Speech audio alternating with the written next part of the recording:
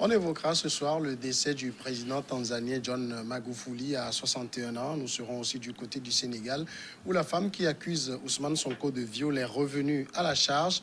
Au Bénin, la vie de Rekia Madougou est en danger selon ses avocats. Et puis le Togo, le coronavirus, le variant anglais hautement contagieux circule dans le pays selon les médecins qui sont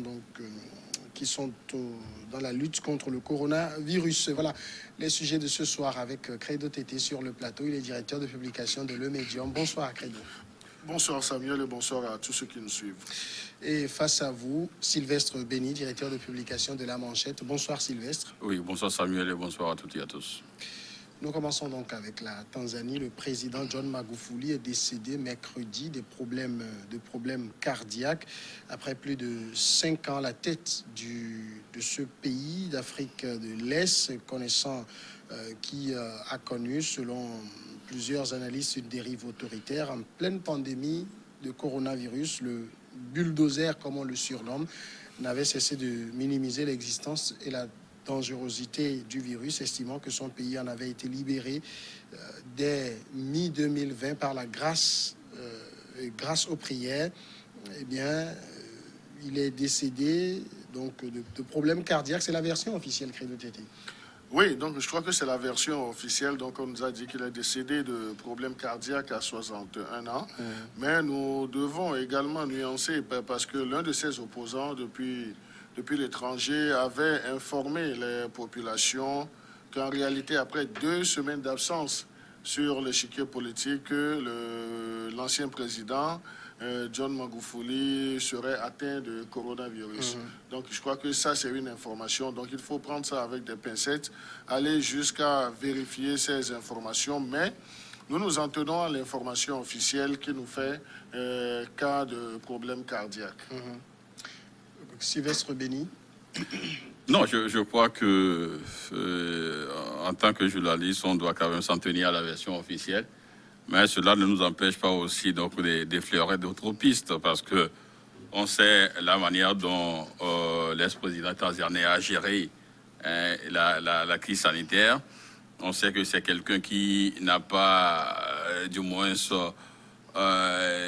mis ses compatriotes dans le confinement partiel ou total passé, estimant que par la prière, Dieu a béni la Tanzanie et que le virus n'est plus. À un moment donné, il avait même dit l'année dernière en juin que le virus n'est plus sur le territoire et tout, avant donc de se racheter. Et c'est un président aussi qui, à un moment donné, a demandé donc de ne plus publier les chiffres donc sur les décès et tous les cas positifs, les cas de contamination et tout. Donc c'est quelqu'un qui est resté jusqu'à sa mort dans le déni, donc de ce virus-là. Donc le lien vite fait avec ses opposants, et surtout celui qui est en Belgique, qui a donné la lettre estimant qu'il est décédé donc du coronavirus. Maintenant, s'il faut vérifier, je me demande comment on doit vérifier cela. D'autant plus que si vous voyez au Burundi, Pierre Nkurunziza est décédé, mais on nous a juste dit que bon, une fatigue légère. Après, bon, c'est la fatigue qui l'a finalement emporté. Donc c'est ça, c'est la version officielle. Qui peut vérifier? Bon, il y aura juste des supputations, il y aura juste des suppositions, chacun donc que de spéculation. Maintenant, la réalité des choses, c'est qu'il est décédé. Et bon, je crois qu'il y a une partie aussi de la population qui peuvent éventuellement se dire, même si on ne le souhaite pas à son pire ennemi, bon débarras, d'autant plus que la manière dont le monsieur s'est métamorphosé, donc tout au long de son mandat, c'est quelqu'un qui est estimé, lorsqu'il était donc ministre des Travaux publics, c'est là où il a même acquis le nom de ce sobriquet dans le bulldozer, et il a pris le pouvoir les premières années. Bon, il est aimé par la population. Après donc il s'est totalement versé donc dans l'autocratie, en tuant ses opposants, en maltraitant la population et tout ce qui va avec. Donc je crois que une partie du peuple peut se dire ouf, même si c'est pas en réalité bien séant de souhaiter la mort à son pire ennemi. Voilà. Alors, le problème, c'est vrai que John Magufuli, on ne l'avait plus vu en public depuis au moins 3 semaines, jusqu'à l'annonce hier de son décès. Beaucoup semblent donc lier cela au coronavirus. C'est quand même curieux pour plusieurs personnes qui disent que Donald Trump a fait le coronavirus, il a frôlé la mort, il est revenu. Boris Johnson a fait le coronavirus, il a frôlé la mort, il est venu.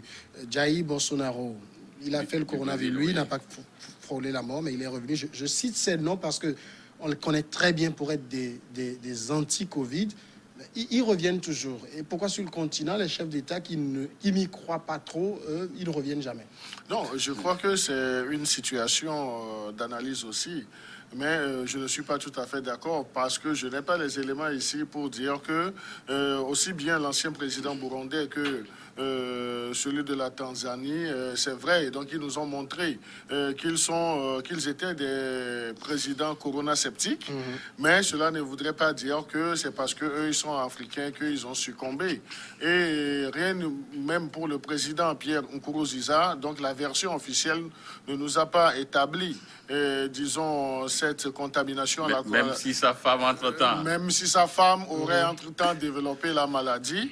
Donc là, la version officielle, nous nous en tenons à ça parce que c'est la source d'information, mais nous ne disons pas que c'est la source aussi la plus plausible. Donc on peut faire des analyses. Mais dans les deux cas, donc c'est vrai, donc les deux présidents étaient corona-sceptiques, donc et ils avaient tellement engagé leur gouvernement à ne pas communiquer sur les cas de contamination, à minimiser même, disons, l'existence du virus. Donc là, et aujourd'hui, on ne peut pas, dans le cas de l'ancien président tanzanien, se fier seulement à ces propos de cet opposant qui est en Belgique. Donc, est-ce que lui, il a les éléments nécessaires d'appréciation ou bien il est également dans un coup médiatique?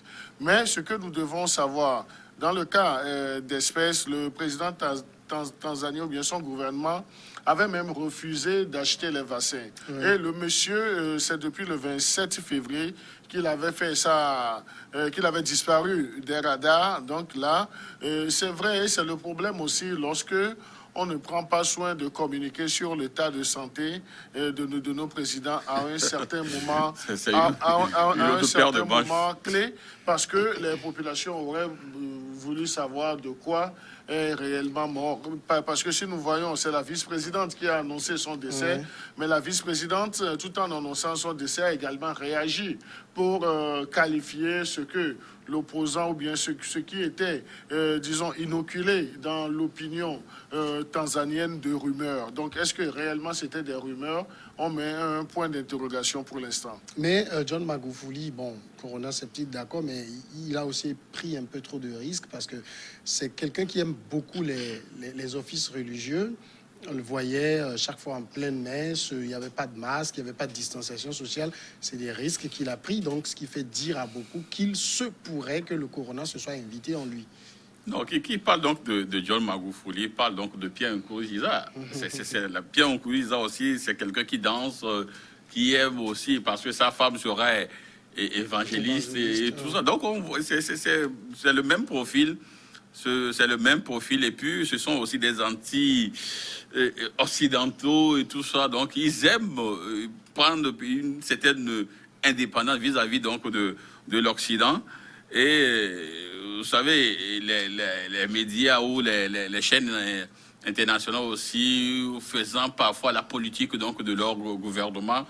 Donc chacun y va de sa vision des faits, sa manière de percevoir, de voir, de percevoir les choses. Donc voilà, il a nié. Et tout ce que nous disons pour l'heure, c'est que nous n'avons pas de preuves matérielles, de preuves tangibles pour dire que exactement le monsieur est décédé donc du Covid. Mais sauf que entre problème cardiaque et Covid, c'est les membres de la même famille, parce que c'est pas trop loin. Donc, on peut estimer, ou on peut éventuellement dire que oui, il est décédé donc du coronavirus, comme l'autre de Burundi.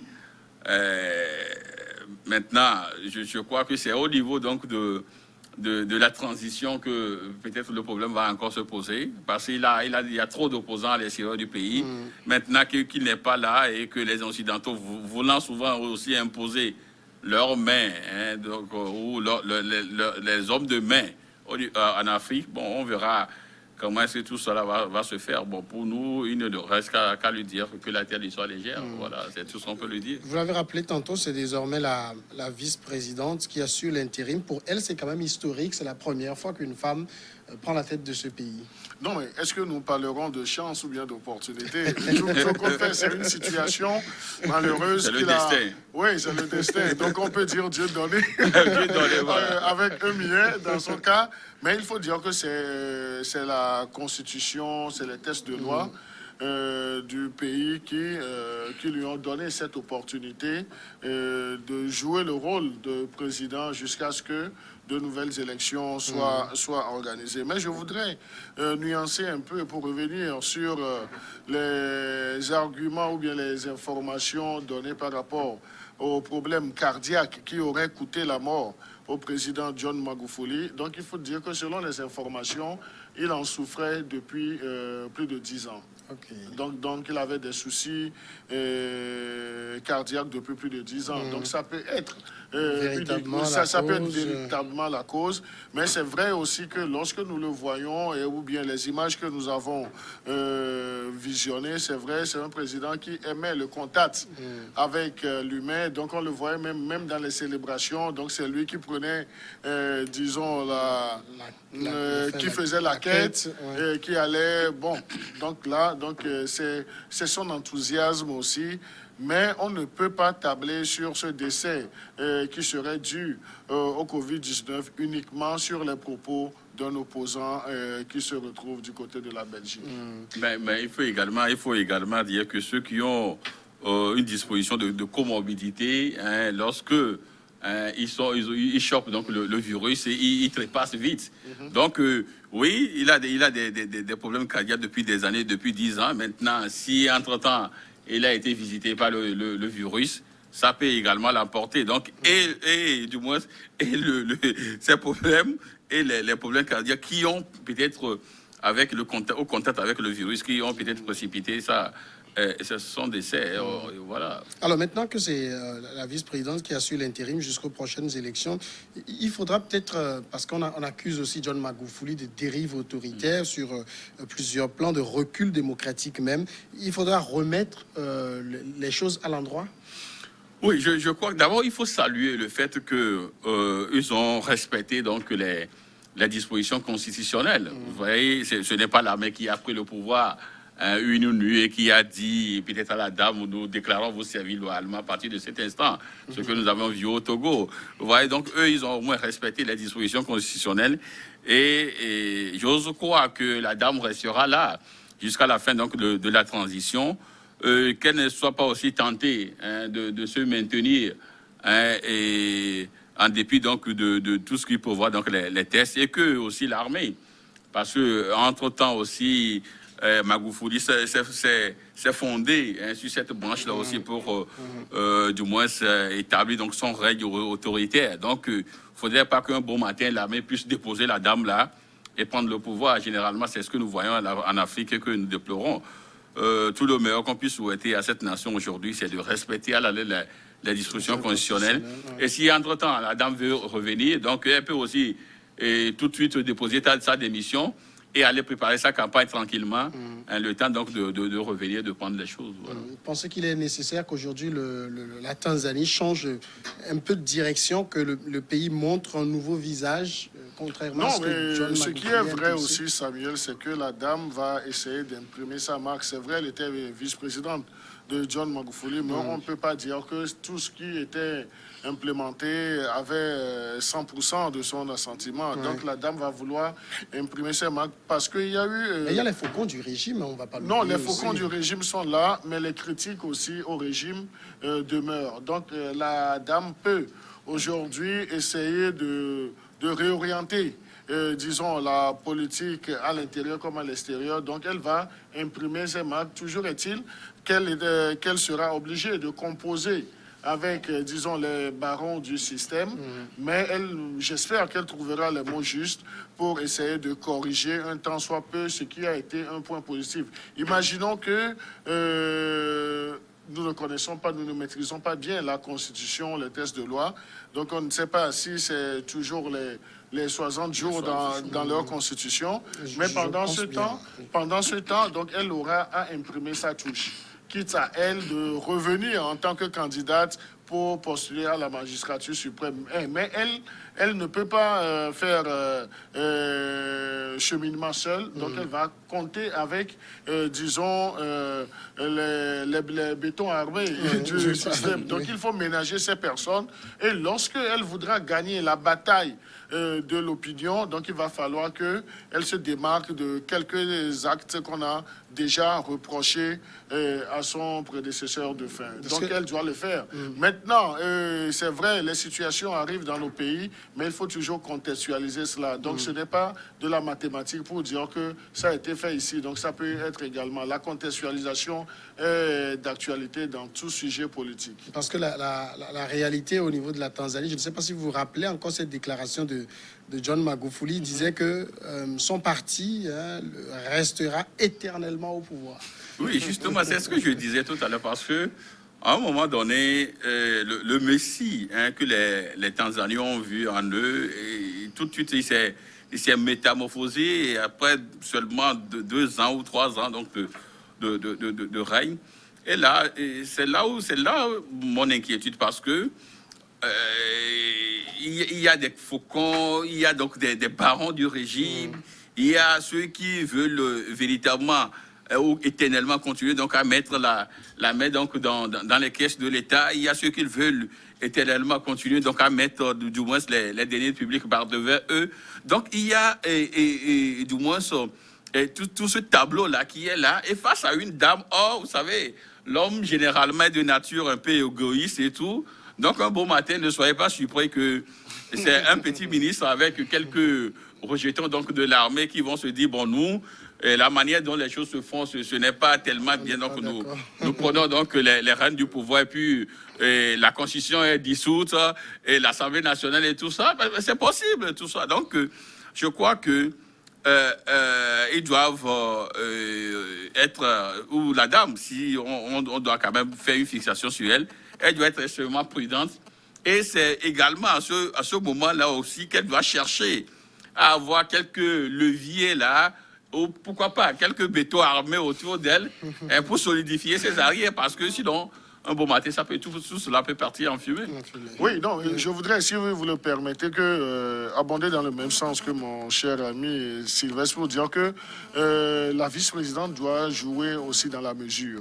Dans la mesure, parce que le passif de son prédécesseur va la suivre. Donc, il ne faudrait pas qu'elle aille également sur ce terrain. Donc, c'est là où il faut savoir manier les outils et être beaucoup plus dans la mesure. Dans la mesure, parce qu'elle sait aujourd'hui ce qui est reproché. La gouvernance du président défunt, donc, elle est un peu comptable aussi. Oui. Donc, elle est également comptable. Maintenant qu'elle doit jouer le premier rôle, donc c'est à elle d'y mettre beaucoup de mesures si elle veut avoir beaucoup de chances de revenir comme candidate à la présidentielle. Mais je crois que il y a déjà une dame qui a réussi ça brillamment en Afrique, c'est-à-dire la dame donc de la Centrafrique, qui a joué Samba Panza, qui a joué ce rôle-là, et qui a conduit la transition jusqu'à terme. Mais aujourd'hui, même la dernière fois, elle a postulé donc pour les élections présidentielles. Donc, je crois que cette dame peut également jouer ce rôle-là, le temps donc d'avoir les leviers, ou d'avoir encore plus donc d'ancrage national, et revenir peut-être 5 ans plus tard pour postuler à la magistrature. Première pause maintenant, et puis on continue après.